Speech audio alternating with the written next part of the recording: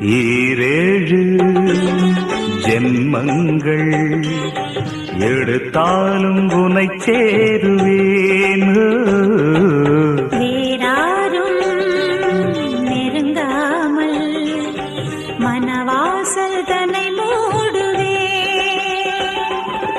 உருவானது நல்ல சிவரஞ்சனி, உனக்காகத்தான் இந்த கீதாஞ்சலி.